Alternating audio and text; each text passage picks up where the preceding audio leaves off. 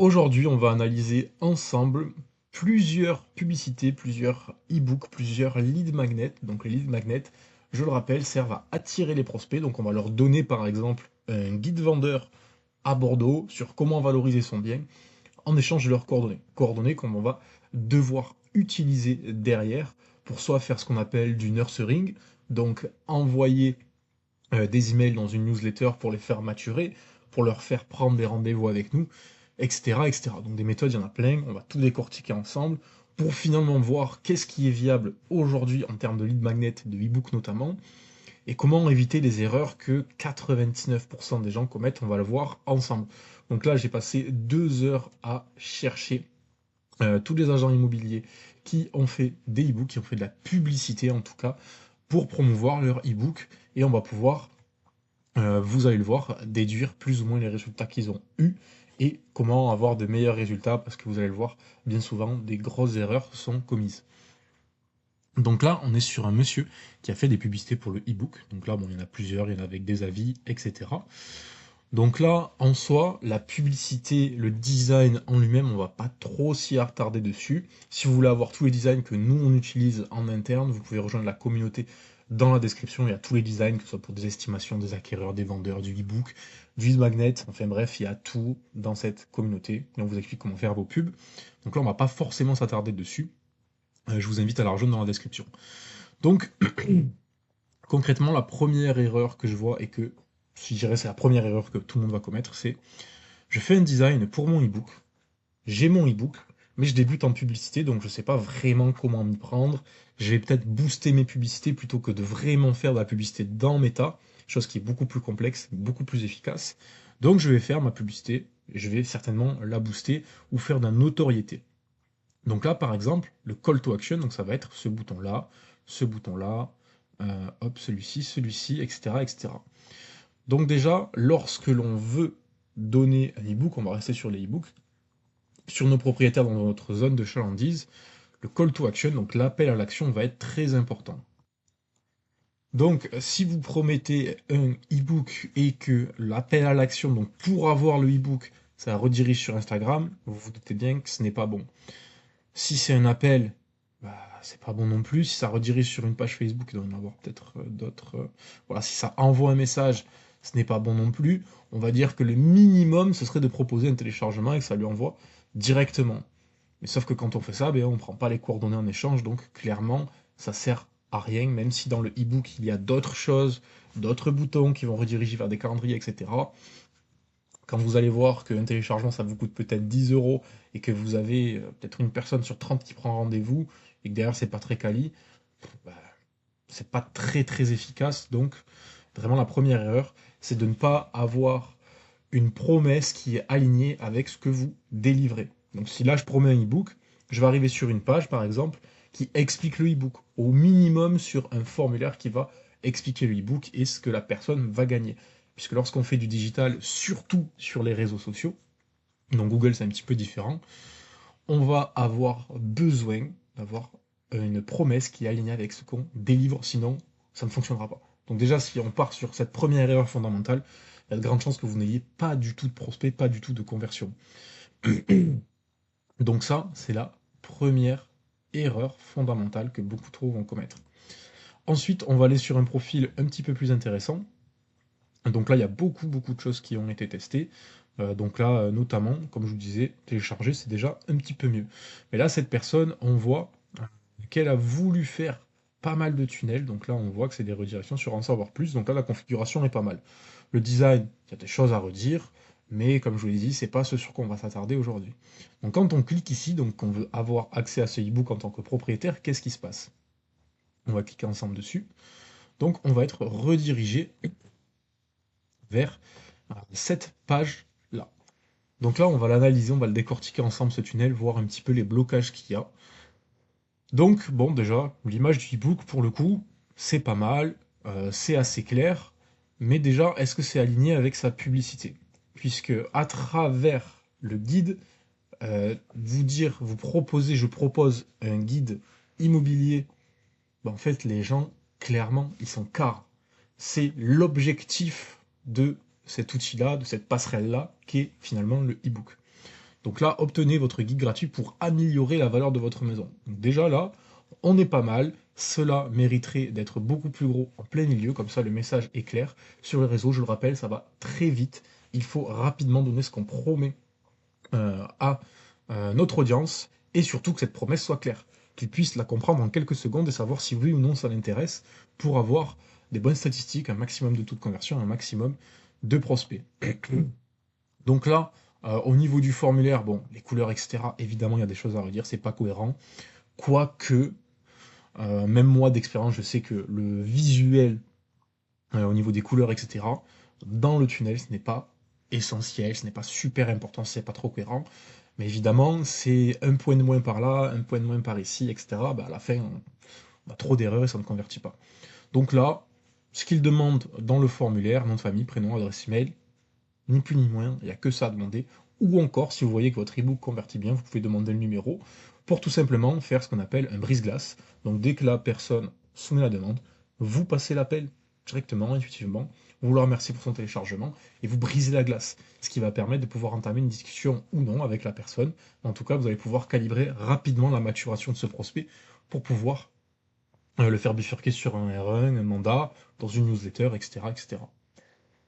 Donc là, sur cette partie-là, clairement, à part si vous avez une notoriété incroyable, quand je dis incroyable, c'est peut-être que vous avez déjà fait 300 ou 400 ventes sur votre secteur, que tout le monde vous connaît, vous avez des dizaines de milliers de personnes qui vous suivent, là c'est intéressant de mettre votre identité de marque en avant.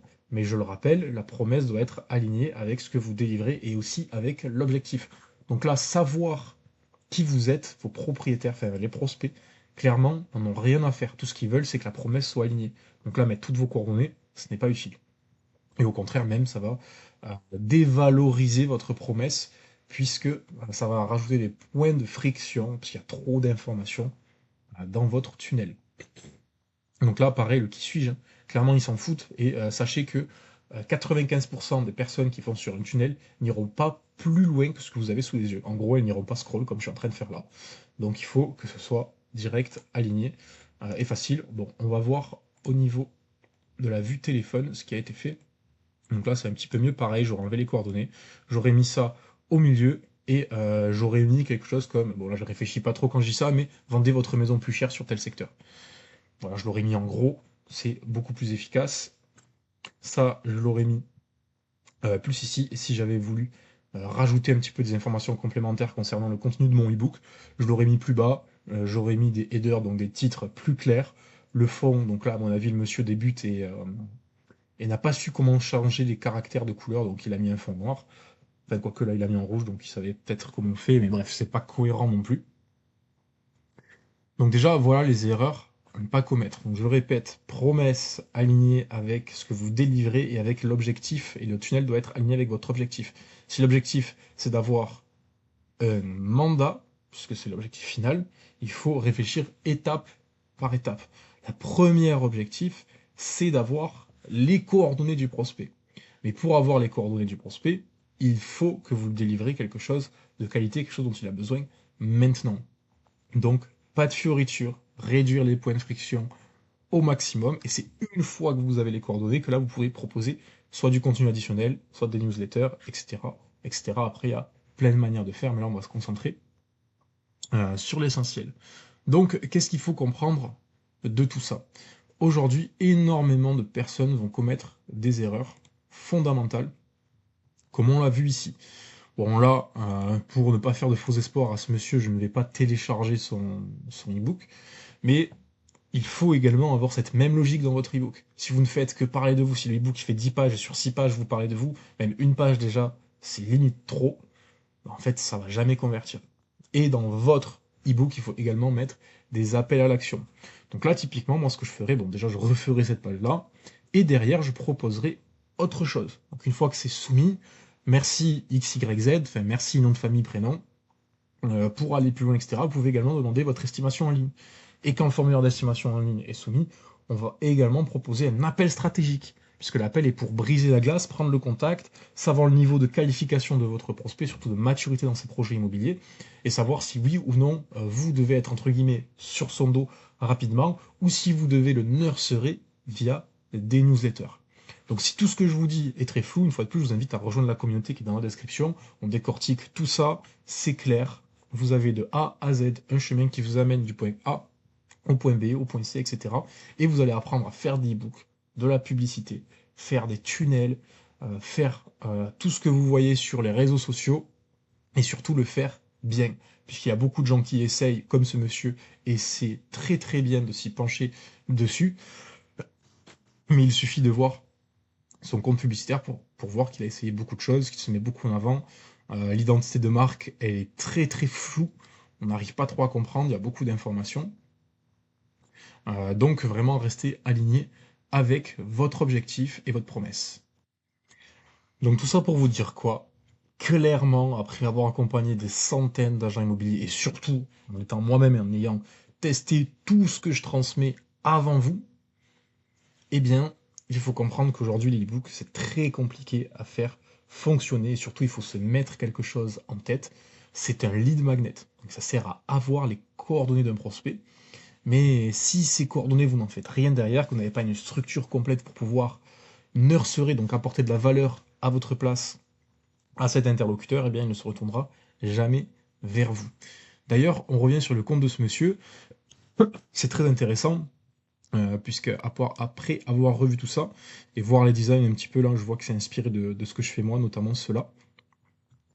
Je pense que c'est un monsieur qui a essayé pas mal de choses, qui a peut-être même fait partie de la communauté, qui a essayé notre logiciel, mais en fait, donc là, la publicité, pour le coup, elles sont pas mal.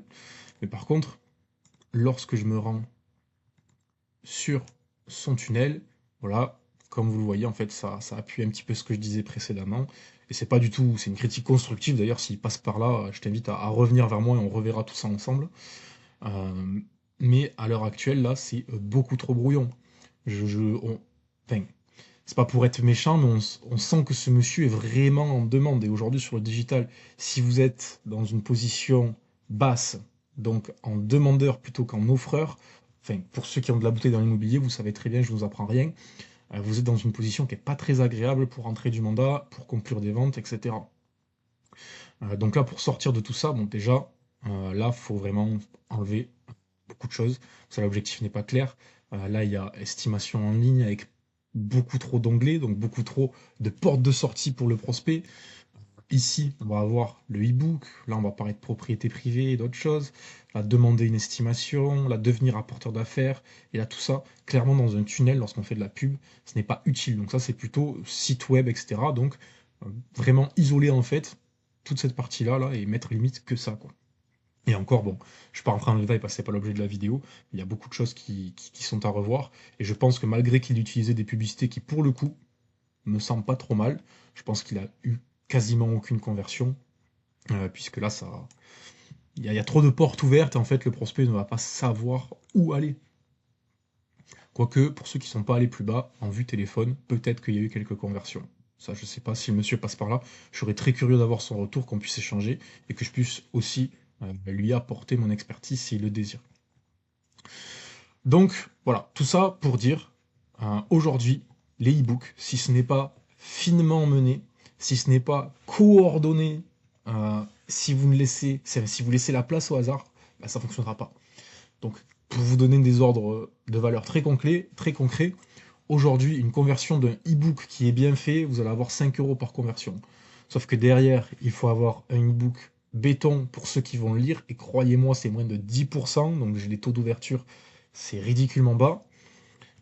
Faut avoir des bons emails, un bon écosystème qui va relancer Nursery, faut avoir des tunnels pour proposer des rendez-vous, des calendriers que vous allez relancer, etc. Donc pour moi aujourd'hui l'e-book c'est pas du tout quelque chose de forcément viable. Les analyses de cas, un peu sur la même structure sur le fondement du e-book, faire une analyse de cas, comment Géraldine, 60 ans, a réussi à vendre sa maison 20% plus cher alors qu'elle était en vente depuis un an par exemple. Bon voilà, je grossis le trait, mais quelque chose comme ça fonctionne beaucoup mieux. Donc le seul cadre selon moi dans lequel vous pouvez faire des e-books, ça va être en organique.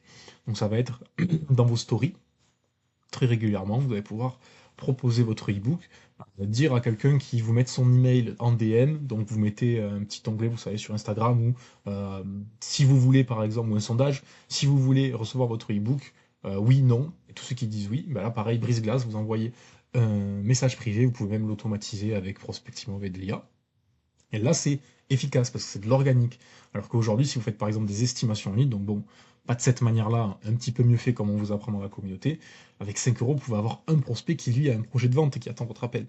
Donc, en termes d'investissement, il faut comprendre que si vraiment vous voulez faire du e-book, il faut vraiment mettre les moyens et prendre en ligne de mire le fait que ça va prendre du temps avant d'avoir vraiment des retours palpables sur vos e-books et sur les personnes qui ont téléchargé vos e-books.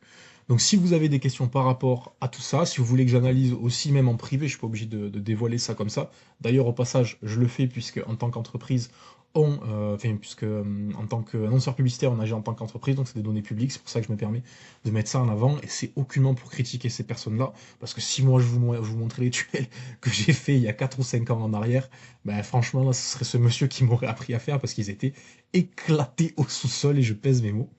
Donc toutes ces erreurs-là, je les ai faites, c'est aussi pour ça que je suis légitime de vous en parler. Donc n'hésitez pas en commentaire si vous avez des questions, on pourra faire un coaching, je pourrais vous expliquer comment faire mieux, comment vous améliorer et les bonnes pratiques à mettre en place. En attendant, je vous souhaite une très très bonne journée et je vous dis à bientôt.